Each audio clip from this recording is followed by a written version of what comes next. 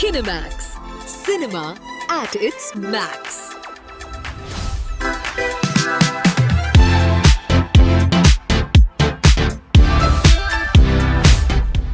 Hello hi నమస్కారం సినీ ప్రేమికులారా, నేను మీ సితారా. వెల్కమ్ టు కినెమాక్స్ టైక్. భారీ అంచనాల మధ్య ప్రేక్షకుల ముందుకు వచ్చిన చిత్రం the Raja Saab. Pan India star Prabhas ప్రధాన పాత్రలో విభిన్నమైన హారర్ కామెడీ జానర్లో తెరకెక్కిన ఈ సినిమాపై విడుదలకు ముందే భారీ హైప్ ఏర్పడింది. ఈ చిత్రాన్ని డైరెక్టర్ మారుతి తెరక్కించగా హీరోగా ప్రభాస్, హీరోయిన్స్ గా నిధి అగర్వాల్, మాళవిక మోహనన్, రిద్ది కుమార్లు నటించారు.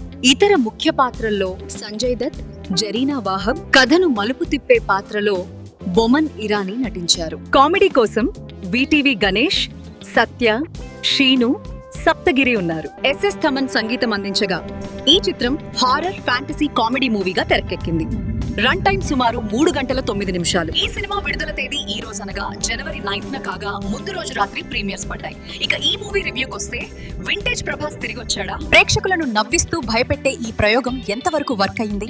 ఈ చిత్రంలోని గ్రాఫిక్స్ ఏ మేరకు ఆకట్టుకుంది? ఇప్పుడు చూద్దాం. ఈ సినిమా కథ మొత్తం ఒక పాత రాజవంశానికి సంబంధించిన బంగ్లా చుట్టూ తిరుగుతుంది. ఆ బంగ్లాలో ఉన్న రహస్యాలు, ఆత్మలు, బంగ్లాలో ఇరుక్కుపోయిన హీరో పాత్ర చుట్టూ తిరుగుతుంది. మధ్య మధ్యలో మారుతి మార్క్ ఫన్ తో పాటు హర్రర్ ఎలిమెంట్స్, ఫ్యామిలీ ఎమోషన్స్ ని టచ్ చేస్తూ కథ ముందుకు వెళ్తుంది. మూవీ మొదలవుతూనే ఒక హర్రర్ సీన్ తో మొదలై hero introduction song, first half సగానికి వచ్చేసరికి హీరోయిన్స్ కూడా ఒక్కొక్కరు పరిచయం అవుతూ వస్తారు. ముగ్గురు హీరోయిన్స్ కూడా హీరో కథతో ఏదో విధంగా కనెక్ట్ అయి ఉన్న వాళ్లే. ఇంటర్వెల్ కి వచ్చేసరికి మూవీ కథలోని మెయిన్ ఎలిమెంట్ అయిన కోటలోకి షిఫ్ట్ అవుతుంది. ఇక్కడే హీరో తాతకు సంబంధించి మెయిన్ ట్విస్ట్ రివీల్ అవుతుంది.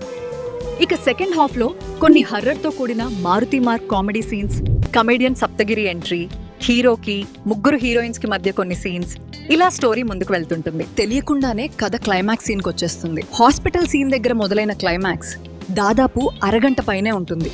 జరగాల్సిన బీభత్సం మొత్తం ఈ అరగంటలోనే జరుగుతుంది. తాంత్రిక శక్తి, హిప్నటైజేషన్, ఇలా పలు అంశాలు తెర మీదకు వస్తాయి. చివరికి కథ సుఖాంతం అవుతుంది. ముందుగా ఈ చిత్రంలోని పాజిటివ్ పాయింట్స్ ని తీసుకుంటే, Prabhas vintage looks and comedy ఈ చిత్రానికి ప్రధాన ఆకర్షణ. అది వర్కౌట్ అయింది కూడా. తన స్టైలిష్ లుక్స్ తో, తన కామెడీ టైమింగ్ తో ఆకట్టుకున్నాడు. అదంతా ఒక ఎత్తు.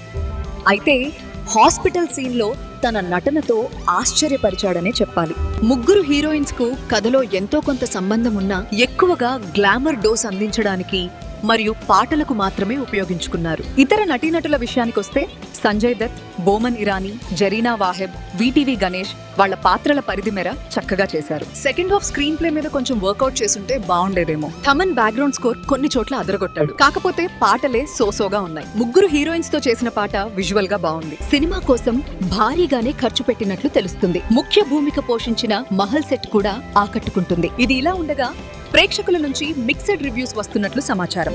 మొత్తంగా చూసుకుంటే ప్రభాస్ కామెడీ టైమింగ్ తో పాటు ఎమోషనల్ యాక్టింగ్, చివరి అరగంటలో ఉపయోగించిన గ్రాఫిక్స్, అక్కడ యాక్షన్, కొంత కామెడీ, కొన్ని హర్రర్ ఎలిమెంట్స్, సత్తువలేని కథనం వెరసి రాజా సాబ్ ను యావరేజ్ గా నిలిపాయి. ఈ మూవీ సంక్రాంతి పోటీలో ఏ మేర నిలుస్తుందో చూద్దాం. ఈ చిత్రానికి కినెమాక్స్ రేటింగ్ 2.7. దీనికి సంబంధించి బాధాకరమైన విషయం ఏమిటంటే, ఫ్యాన్స్ ఎన్నో ఆశలు పెట్టుకున్న up side down fight premieres లో లేకపోవడం. సంక్రాంతికి ఆ సీన్ యాడ్ చేస్తారేమో చూద్దాం. ఈ వీడియో ఇంతటితో సమాప్తం.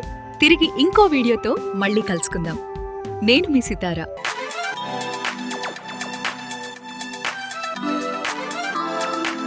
Kinemax. Cinema at its max.